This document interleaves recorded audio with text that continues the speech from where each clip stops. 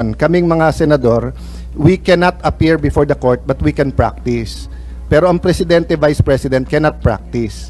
So kasama na ako doon at yung ibang nagsabing abogada. Pero nung nakita ko tong batas na to, nakalagay, pag anak, you cannot stop them from visiting. And nakita ko yung video, but sabi nyo nga, may kompleto kayong video, that's why I'm asking you, baka naman pinapasok nyo nang hindi ko alam. Sabi mo, 2 stars sir, ako na.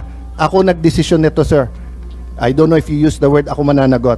So, simply question ko, did you prevent VP Sara from seeing her father? Yes or no? Can I expound on this, sir, before I answer the yes or no, go ahead. sir? Thank you, sir. Kaya ako yung nagpapasalamat, sir, na ma-expound yan, sir. Dahil after the first hearing, medyo marami-rami ang lumabas, sir, ng mga misinformation regarding that matter, sir. Yes, sir, I did prevent the request of, I did deny the request of President Duterte for him to allow VP Sara to enter, sir. Kasi nga naman, sir, mag-aalas 10 na yun, sir. And that is already around 12 hours after we first got him into custody. The VP has all the chances to be with the President earlier that day. We are expecting her. Actually, sir, mga alas 3 pa lang, may information na darating siya. And kung gusto talaga nilang pumasok, sir, pwede naman. Kasi hinadlangan mo nga eh, di ba? Ma'am, sinundo ma'am sa loob ng Villamor. Sinabi nga ninyo na hinarang, di ba? Yes, ma'am. Ito, kasi mama, gabi na, matagal na. I did, ma'am. I did really prevent that from the VP. I told the President that she can visit her on the detention cell in Hague. Sabi ko kung gusto niya talaga. Pero sabi mo makapasok, pero sa kabilang dako sinanano you prevented her. Alin ba talaga? Let me clarify, ma'am. Hindi pa ako tapos, ma'am eh. Hindi. Iba-iba lang yung sinasabi mo eh. Ma'am, patapusin niyo ako kung pwede. Kung pwede, ma'am. Okay lang. Meron tayong... I think the resource person is... if you will allow me? Sir, if you will allow me. Sir? Yaw. Okay, sir. Kaya nga, but please. Ito, sir, after all was being said and done, yung sasakyan ni Hanilet, sir, and 5 other vehicles, nakapasok at sinundo sila, sir. Ang eroplano nasa bukas pang pintuan, sir. So yan, sir, ang isang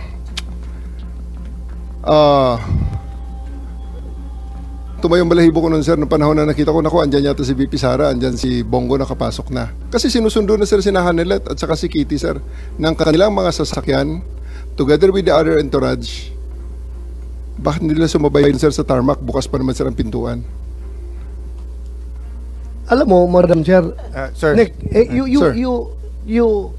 that's a new information, sir. Kung pwede pumasok yung si Ma'am Hanilit at saka si Kitty, gusto mo ring sabay-sabay na sila. Sir, ganito. Hindi ko dinideny na pinrevent ko si VP Sara na pumasok based on the request of the former president. Okay. The reason for that, you prevented VP Sara from entering. Yes, ma'am. Okay. Because the reason for that is that 12 hours na, 12 ang nakalipas at tapos na ang lahat ng mga delaying tactics. I cannot allow that. And otherwise, magiging magulo pa ang situation, sir. Nag-expire pala yung karapatan ng akusado. May expiration date pala yung karapatan ng anak na bubumisita sa kanyang tatay? Sir, we do believe, ako, sir, personally, that's my call at that time because I'm operating on the premise na aking mission. So it's your call to violate the law? Yes. It's your call to violate the law. Dahil nakalagay sa batas, binasa ni Senator Alan Cayetano na bawal na pigilan yung anak na bumisita. So it's your call to violate the law. Hindi sa ganong context, sir. Anong konteksto? Anong konteksto mo? Sabi ko lang, talagang hinadlangan na yung pagpasok eh. Mr. President, I won't belabor the point kasi sinagot nyo naman, sir, yung tanong ko. Kasi nga, going back to Ambassador Lacanilao, that's a violation of the law. If you look at the law, it says arrested, detained, and custodial investigation. Kung arrested lang to, baka may lusot, 12 hours, 6 hours, matagal na.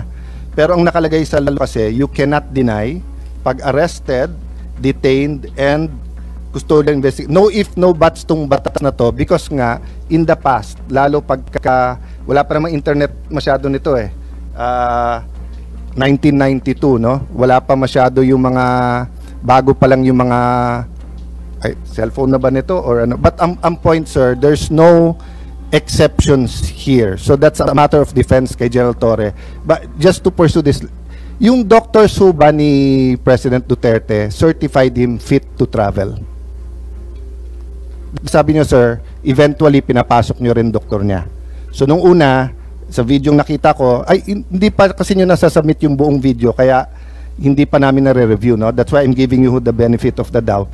Kasi I'm not an eyewitness, I didn't see and even if I'm not an eyewitness, I didn't view the video, no?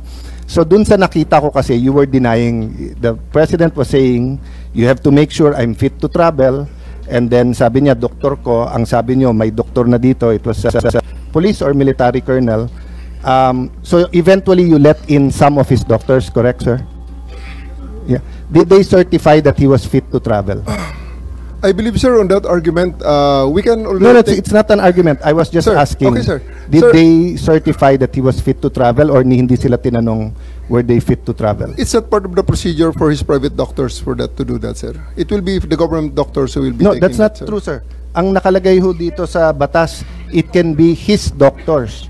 Magiging inutil yung batas if you invite your doctors and then they cannot certify. So, ang mangyayari nun, if they certify hindi pwede, sinertify ng government doctor pwede, korte ang magsasabi at kakasuhan yung doktor na nagkakamali.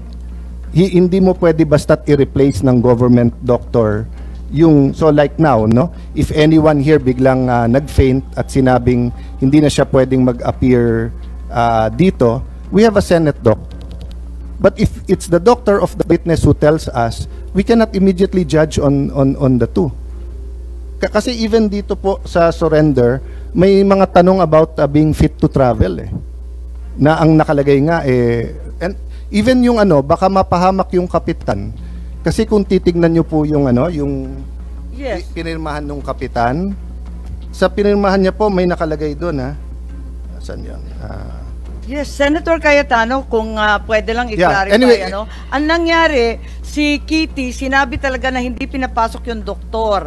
At sinabi ni Dr. Rosa Alensi na ang dating Pangulo, napakataas na ng kanyang diabetes, umabot ng 328. He needs to be admitted directly to a hospital. Nagkaroon ng diskusyon doon sa Villamor, pinatawag yata nung isang Colonel Dr. Donald Palma, cardiologist, na hindi siya nasa kalagayan na magbiyahe ng mahaba, pero pinirmahan ni Dr. Colonel Jonathan Rico, isa na namang Armed Forces Doctor, Commanding Officer ng Air Force, na pwede siyang bumiyahe. So, ibig sabihin, maliwanag na ang pumirma ng certification of fit to travel ay hindi kanyang doktor na hindi pinapasok, kundi doktor ng AFP. Correct ba ho ang pagkakwento ni Madam Chair. Chairperson? Okay, Senator Go, just before ito yung dahilan kung ba't ko tinatanong Sabi nga ni SOJ sub judice meron na request, may petition for a writ of habeas corpus. Ang aking concern ngayon, kasi ang bata, ang ginagaya, hindi yung salita natin, yung gawa. And I think ganun din sa batang pulis, batang militar, batang tanod, batang NBI. They're watching now. So what if someone was arrested in Tawi-Tawi? Can he be visited by his family anytime?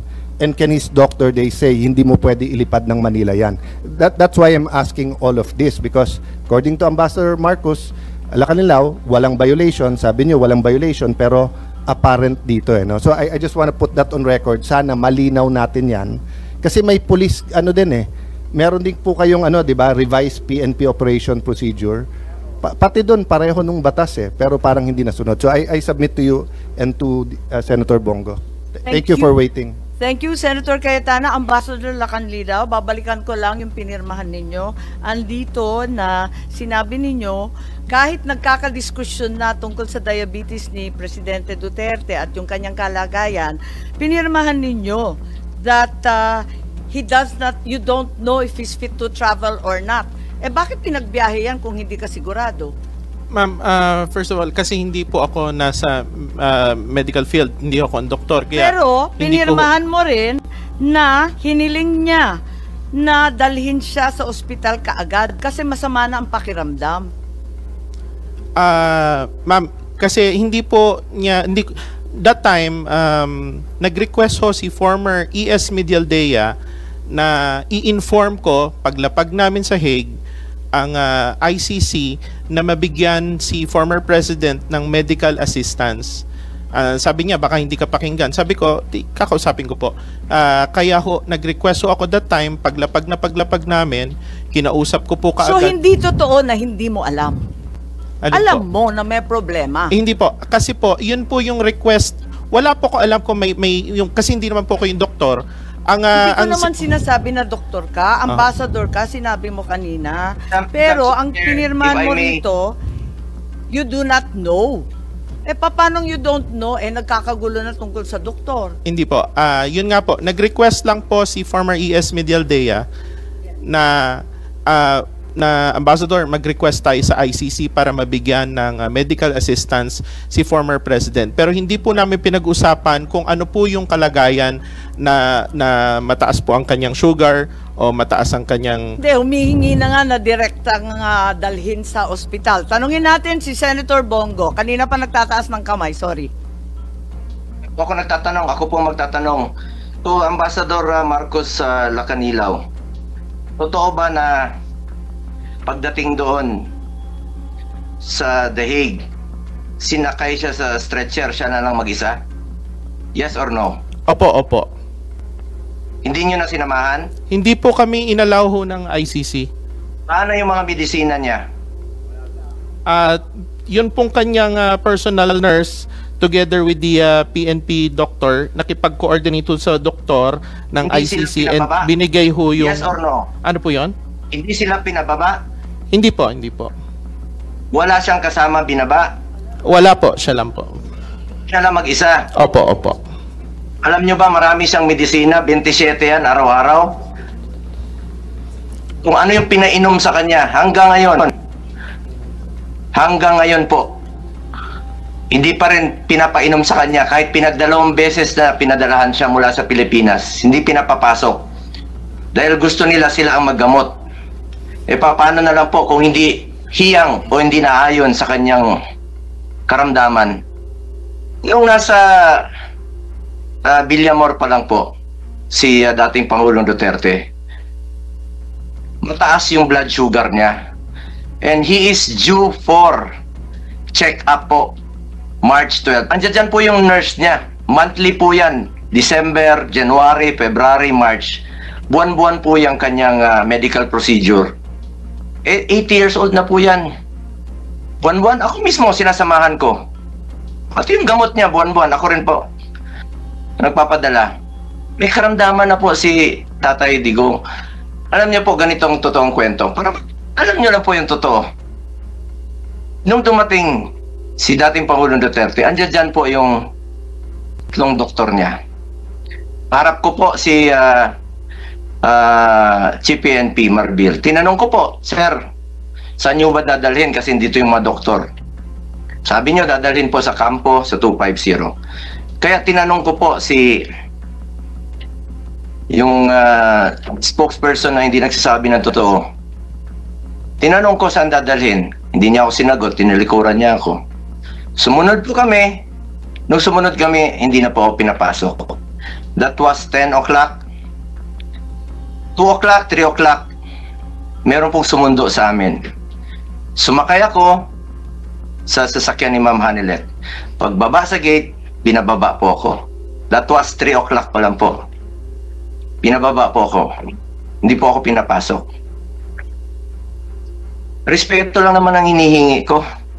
Just for the record. Sino bang pumigil nito? Bakit kaya hindi kami pinapasok? Kaya hindi po ako nagtataka kung hindi po pinapasok si VP Sara nung gabi. Paano papasok? Sarado na yung gate. As in, sarado. Lahat po ng gate sa kampo, sarado na po. Nung sinubukan ko pong pumasok, nagpaalam po kami.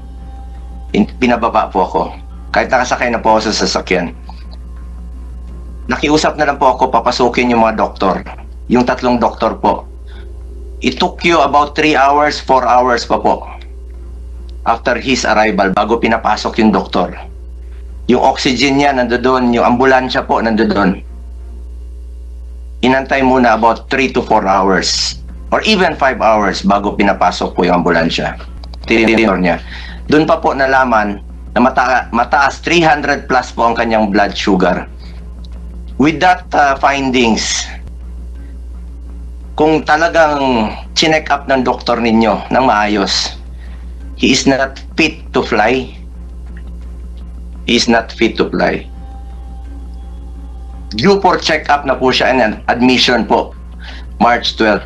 You may check with the hospital sa Cardinal Santos. Naka-reserve na po yun. A week before pa po. Hindi naman magsisinungaling yung hospital. Yun na po. Yung gusto lang natin malaman dito, yung katotohanan lamang po. The truth. The truth. General? Kung ano lang po yung totoo. Salamat po. General, tama ba yung sinasabi ni Senator Bongo na 3 oras nang nag-iintay yung sariling doktor ni dating Pangulo at hindi pinapapasok ng pagkahaba-habang panahon samantalang may sakit yung kanyang pasyente? There was a doctor from Cardinal Santos, ma'am, babae. At nag-request pa nga yun nung... 3 oras bang nag-intay? Nag-request pa ng... Diyan na ba si Day? na magpapasok ng ECG, ma'am. Pero 3 oras nag-intay? 3 to 4 hours po bago pinapasok ang doktor at yung ambulansya. Ginawa nga pong installment yung pagpapasok ninyo. Una, papasukin muna yung isang doktor. Pinapasok na naman yung isang doktor. Finally po, kailangan pumasok yung ambulansya, yung ECG mismo, pati yung oxygen. Anuhin mo naman yung doktor, wala yung ambulansya, wala yung ECG, wala yung oxygen. Tingnan niyo po yung records niyo, ano oras nakapasok. 10 AM yung arrival, kapasok yung doktor, mga alas 2 na po, siguro alas 3. It took 4 hours. Pakiusap ko lang po yung katotohanan lamang po. Huwag na tayong magpaligoy-ligoy dito, huwag na natin iikot pa. The truth lang po. Maraming salamat, Senator Go. At nakita ko yung mga retrato ni Presidente Duterte. Nakahiga, natutulog sa isang maliit na upuan, may oxygen cannula. Talagang sintomas yun pag nahihilo na sa diabetes. Hindi ba kayo natauhan doon sa sitwasyon niya, sa kalagayan niya? Di pa kayo nag-alala na yung inaaresto ninyo talagang masama ang kalagayan, malubha ang karamdaman?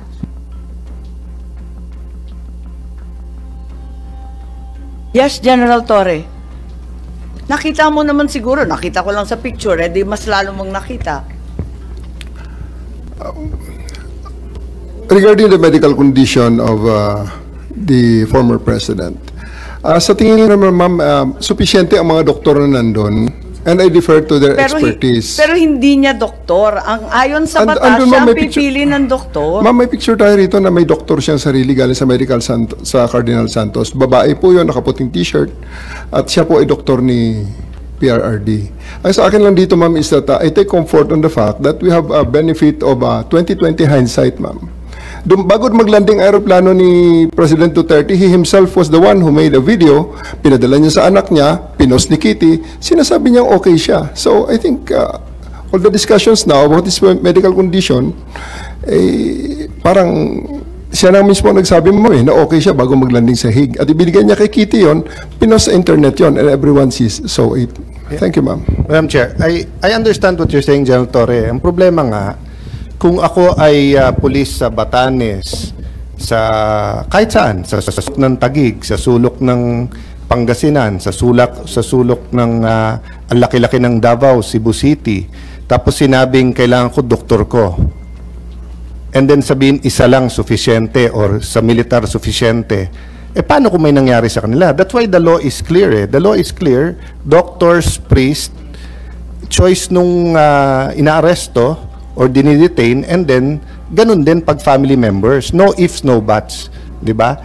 So, I have seen Supreme Court cases where they said that this is not to be a precedent, that this is a special case. Diba? We've seen Supreme Court cases. So, if you say this is a special case, given the circumstance, I will not say you're right, but I will not argue with you. But if you tell me, sir, okay naman siya, o tignan mo.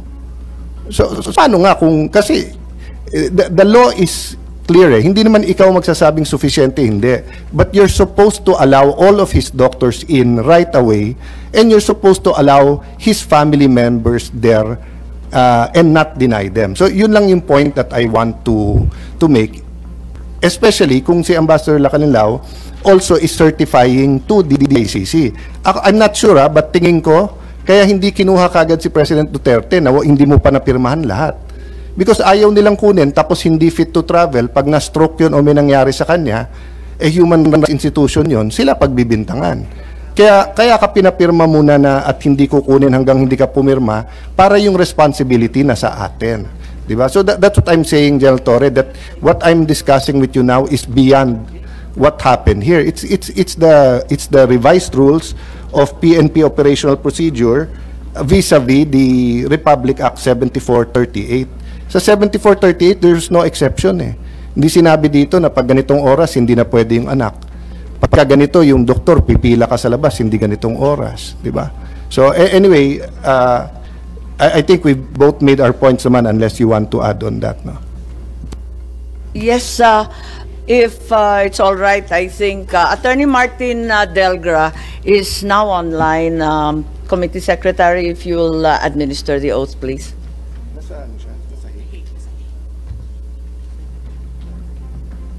Nasaan si Attorney Delgra? I'm here, Madam Chair. Yes, where are you I'm physically present, located? Via Zoom. Nasa I'm Hague actually pa at po The Hague, kayo? the Netherlands. Mukhang malamig ang damit nyo eh. Opo, so medyo, I'm not used to this kind of weather po. Sige, yes, Secretary, Malamig. please. Attorney Delgra, kindly raise your right hand, please. Do you swear to tell the truth and nothing but the truth in the Senate investigation? Yes, I do. Thank you, sir. Madam Chair. Yes, thank you very much, Attorney Delgra. You said you had some questions for Ambassador Lacanilao. Please proceed. If I may, Madam Chair, just a very short opening statement, because I have been listening to the proceedings earlier, especially on what Ambassador Lacanilao said, as well as General Torres' statement made earlier.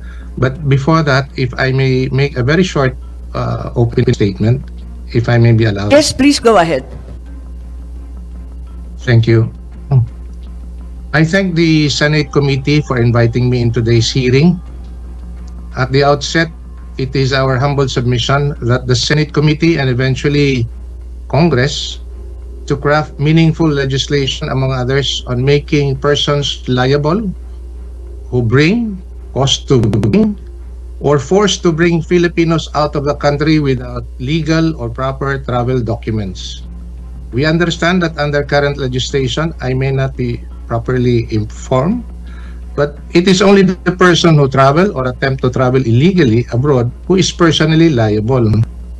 In the case of the former President Rodrigo Roa Duterte, he has vehemently objected his transport to The Hague, the Netherlands. When General Torre and his PNP personnel were finally able to surround and secure the person of the former president eventually into the plane and to The Hague, he loudly objected, and I quote, "You have to kill me to bring me to The Hague." He said that at least twice. That said, the former president, he has consistently said that he will face any case that may be filed against him in the Philippines in relation to his administration campaign against illegal drugs. Another point that I would like to state here for the record for the Senate Committee to consider is to review the consistent government policy to assist any Filipino harassed, arrested, detained, or even convicted abroad for whatever cases filed against them, extending in any legal assistance, including the repatriation of its citizen to the Philippines. Very recently, three Filipinos were detained in China, but were assisted by the Philippine government through this administration. And I think 2 or 3 days ago, 15 Filipinos whose cases were dismissed in Qatar, crediting this administration's assistance to our kababayan.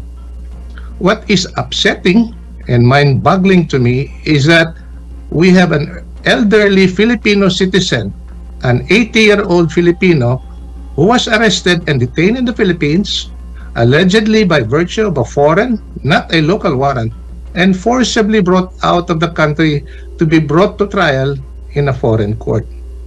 And that is my opening statement, Your Honor. Thank you. And You that's had a precisely question? why what the government, Ambassador Lacanilao is saying is utterly untrue, as well as what General Torre had said earlier about the doctor. Ano po ang nangyari sa pakiwari ninyo? Kasi sinasabi ninyo hindi totoo yung sinabi ni Ambassador Lacanilao at ni General Torre. Ano ba talaga nangyari? Just to give context, Madam Chair, in the same way that Senator Bongo was not allowed entry when we arrived at the NAIA 3 terminal and to talk to the former president, but he was eventually brought to Villamor, we were able to follow the former president to Villamor.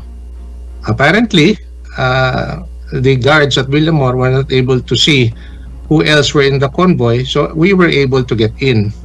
Unfortunately for Senator Bongo and the rest, including some lawyers, they were not able to get in, despite their request that they be able to see the president. That said, I was there all throughout the day until the time he left in the evening. And Ambassador Lacanilao was there as well inside the Villamor Air Base.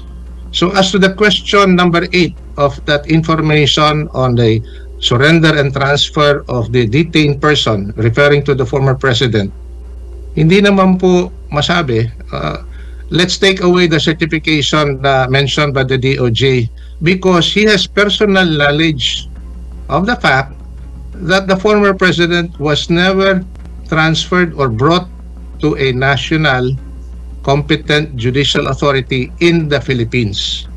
So he knows it for a fact. He does not have to wait for a DOJ certification to answer the question asked of him by an ICC representative.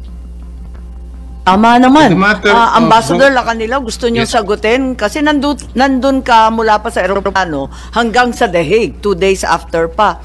Pwede niyong sagutin yung tinatanong ni Ambassador Delgra. Alam mo naman hindi mo kailangan ng certification, di ka naman kinakailangan mag-antay pa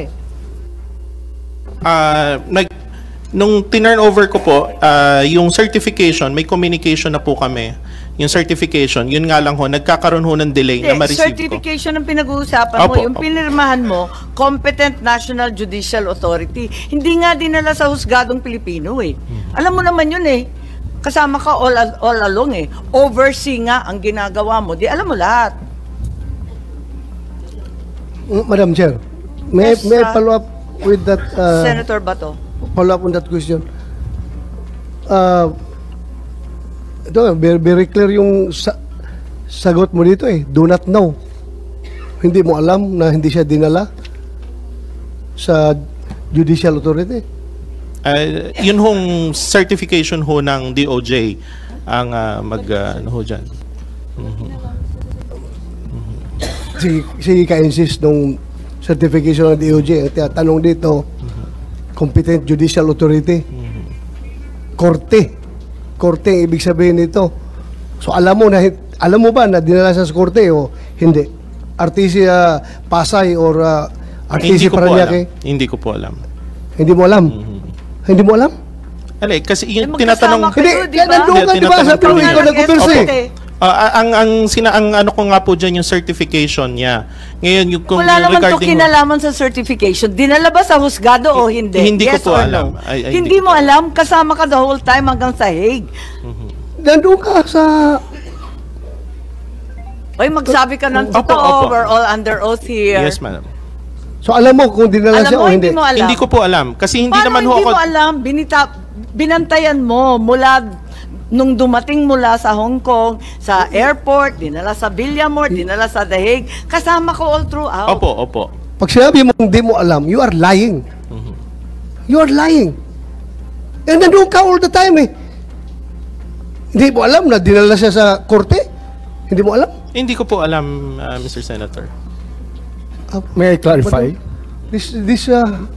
I think we should ask Attorney Delgra. What do you think of the answer given that he was not aware of any information regarding the competent National Judicial Authority that he signed on to? Pwede bang mangyari yon, Attorney Delgra? I join the observation of Senator Bato that the Ambassador Lacanilao is lying.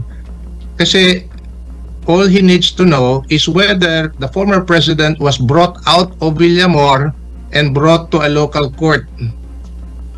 We don't have to skirt and hide behind a DOJ certification to attest to the fact as to whether he was brought to a local court or not. He was there all throughout, as he has in fact admitted. So all he has to do is hindi po inilabas yung former president to be brought to a local court. I think that would have been sufficient for him to say. But he keeps on saying that he does not know. Kasi ang That's the tamang problem. sagot, no. Hindi po ba? Ang tamang sagot, no. At alam niyang no. Kailanman hindi dinala sa husgado. Tama po ba? I agree with that, Madam Chair, that the proper answer to this question would have been no. Thank you, Attorney Delgra. Ambassador Lacanilao? Yes, ma'am. Still, ma'am, yung nasabi ko po. You still didn't know, in spite of overseeing the entire operation for both the Interpol and the entire government of the Philippine Republic. Tama? Yes, Madam Chair. Hindi mo pa rin alam. Yes, ma'am. Madam Chair, last chance mo, Ambassador Lacanilao. We are giving you the chance to say the truth. Opo. Hindi Nagsasabi mo po alam? ako ng totoo. Hindi, opo. Hindi mo alam na hindi siya dinala. Opo. Ikaw Nasaan ka nag-oversee sa doon? airport? Saan ka doon sa airport? Nandun ka sa picture? Dun ho sa tube. Oh. Tapos Oh, so sa tube ka pa? Sa tube. Sumalubong Wala ka sa doon tube. sa aeroplano, sa tube. Hanggang dinala siya sa Villamor, kasama ka. Sa 250? Oh, Sa 250, umalis ako eh. saan ka pumunta? Dun ho sa likod kasi meron hong waiting area dun sa, Sa likod eh. lang. Sa likod pero lang, hindi pero- mo umalis. So Tapos- hindi na ho ako nag-intervene after nun eh. Hindi mo alam na hindi siya dinala. Hindi po. Madam Chair, I think this resource person is lying. Yes, that seems clear. Secretary Remulla, you wanted to add to the false testimony Ma'am, again, here.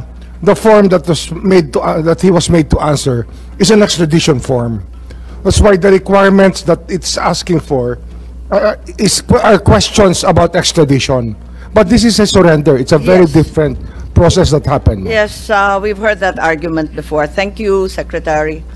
Aside from that form, kinonfirm niya ngayon, ilang beses siya sinasabi na hindi daw talaga niya alam na dinala sa korte o hindi. And Madam Chair. I don't think they would have accepted him in the ICC if there was no certification from the DOJ at that time, because the certification was acceptable to the ICC because the DOJ is deemed a competent judicial authority by the ICC. We're not claiming to be, Since but when under did the system, the DOJ become a judicial No, under the authority? system of the ICC. Justice Ascuna, I As think Justice I'll need Ascuna your said, help here. the Mukha namang, Prosecutor General, inaako na ng executive ang judicial power. The prosecutor, Parang malabo na to. Ma'am, the prosecutor in the ICC setup is part of the court.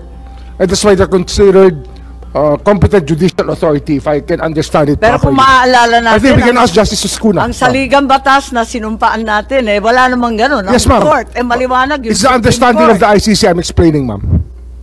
Ay, nakakatuwa naman to. Saan tayo mauuwi ng ganito? Ngayon, ang DOJ na ang korte. Ganon. No, ma'am. No. It's just the understanding of the ICC. that Please the make up prosecu- your mind. Sabi mo, you have judicial power. No, no, we And don't have you're the judicial power. Don't competent put national judicial here we don't authority. put words into action that were not really said. What we're saying is that I is the think understanding of the same statement ICC. was made by your ASEC or USEC Clavano. Yes, that is the understanding that the ICC has of the function of a prosecutor, because under their system, a prosecutor is part of the court and thus competent judicial authority. That is the ICC's way And the same of treating prosecutor was in a fact prosecutor. Filipino? Well, Sabi, to their national. understanding, it's competent judicial Yung authority ICC under the prosecutor ICC. na Pakistani English naging Pinoy? Well, Sure ka? ma'am, they have a different way of looking at judicial authority in the ICC. That's why the Isang form. tingin lang makikita mo, hindi naman Pilipino yung prosecutor nila, pambira naman.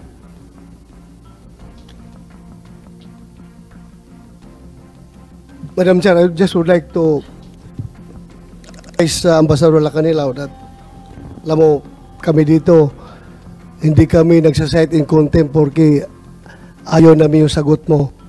Hindi po namin ugali yan dito. Kaya huwag kang maglala, hindi kita cite in contempt. Hindi ako magmumosyon. Hindi ako magmumosyon na cite in contempt ka. Fair kami dito lumaban. Fair ang labanan dito. At hindi po kami mag-abuso sa aming power. Huwag kang maglala. Gusto ko lang. Kaya pinaulit-ulit ko. Kasi gusto ko lang talaga na magsabi ka ng totoo. Pero kung yun ang totoo as far as you are concerned, then okay lang sa akin yun. Sige lang. But hindi po kami abusado dito ha, na ikakontempt ka kahit porque hindi ko gusto yung sagot mo. Thank you, Madam Chair. Maraming salamat, nagtitiisan tayo. Si ASEC Miko Clavano, sinabi nung March 13, ang naging role namin ay National Competent Judicial Authority na lahat ng proper processes ay ginawa. Paano naman nangyari That yun? is a certification that we made, which was acceptable to the ICC, because under their system, the prosecutor general is part of the court, or the main Part of the prosecutor ICC, but of the it's ICC hardly court. a Filipino court. It's hardly a national court, Secretary. It's an equivalent to them. For them, it's equivalent. That's why they accepted. If they accepted the turnover of the Equivalent is not president, the same po. it's not the same. But it was acceptable to them because that's how their system works. Para sa karagdagang impormasyon, ay huwag po nating kalimutang mag-subscribe sa channel na ito, at i-share lamang po ang video na iyong napanood. Maraming salamat po sa patuloy na pagtangkilik kay Senyor Rabaz.